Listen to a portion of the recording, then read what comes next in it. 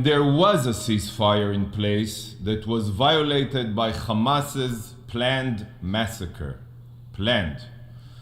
I could discuss the mass rape and mutilation of women, the burning of entire families alive, the beheading of babies.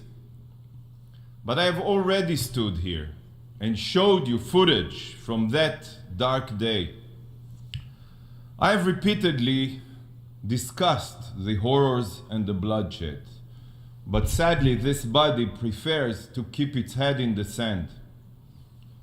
Sadly, this is what the UN has become.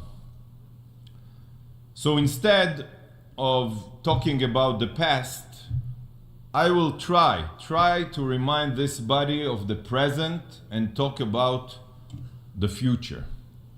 The future that awaits us if the Hamas Nazis are not eliminated.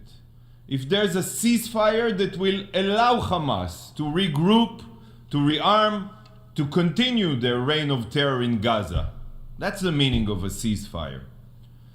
This resolution that so many of you, sickeningly, I have no other word, applauded,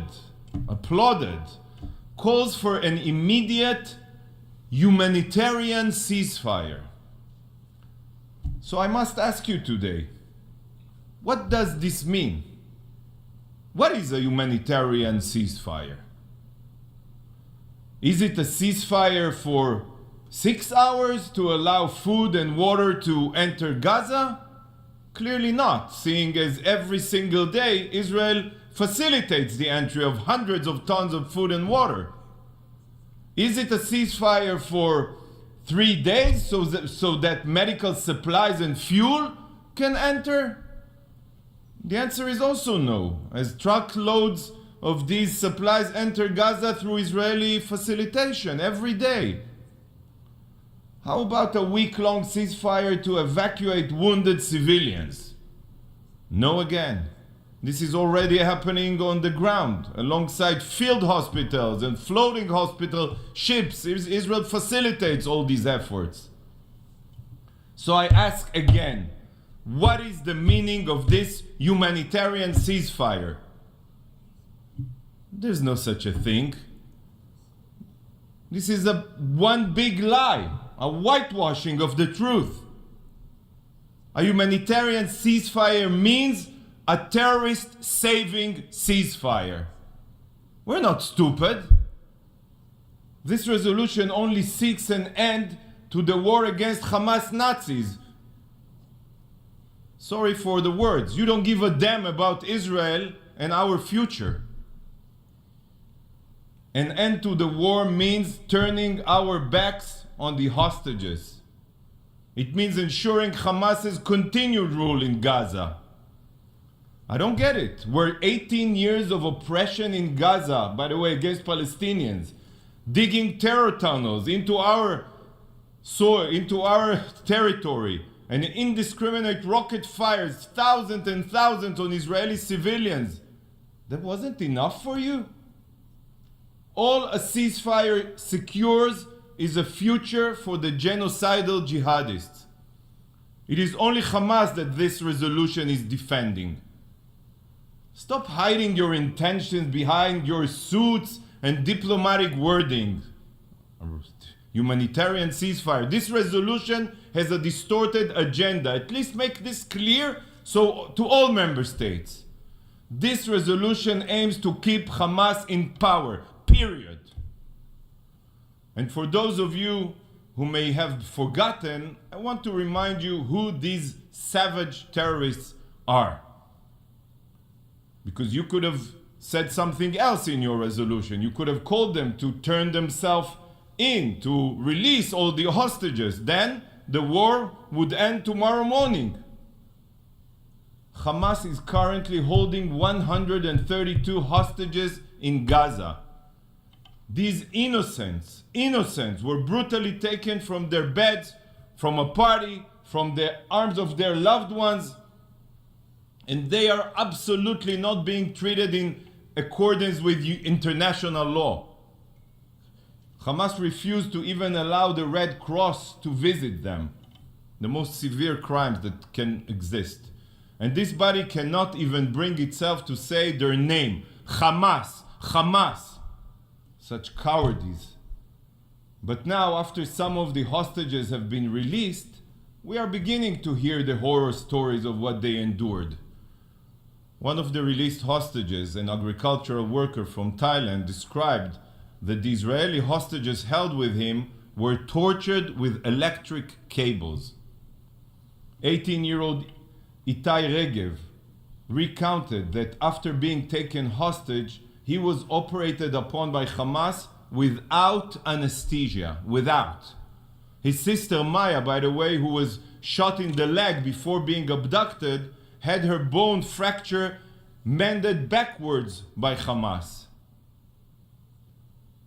12-year-old Eitan Yahalomi was held in solitary confinement for 16 days, during which he was forced to watch the atrocities of the Hamas Nazis at gunpoint. When he cried, Hamas ISIS threatened to kill him. All of you here, all of you who have children, think about this for a moment. Hamas forced children to watch their families and friends be butchered. 9-year-old Emily Hand spent 50 days as a hostage. You know what happens? Today, weeks after her release, she still cannot speak. She's too afraid. She can only whisper.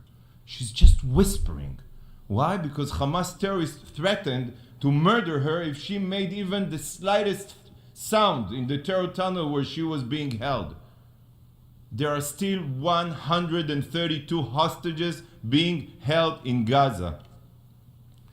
10-month-old Kfir Bibas and his 4-year-old brother Ariel are still being held hostage there for heaven's sake.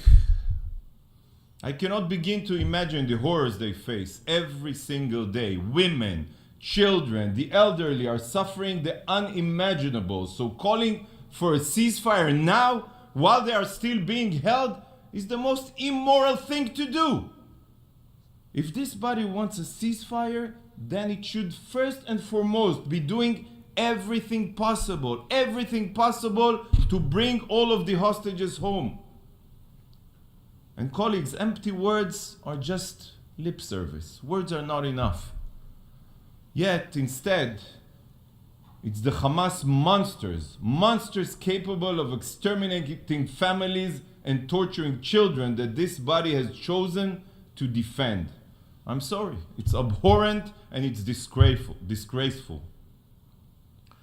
But colleagues, Hamas not only cares nothing for Israelis and Gazans, I'll surprise you, they also care nothing for Islam.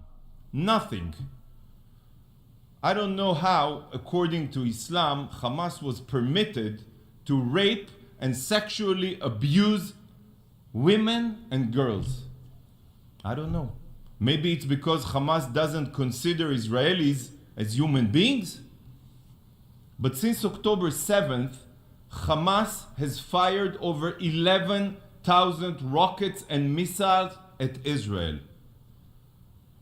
And today, Hamas proved that murdering Israelis is even more important than preserving the Islamic holy sites they claim to protect. Watch this video.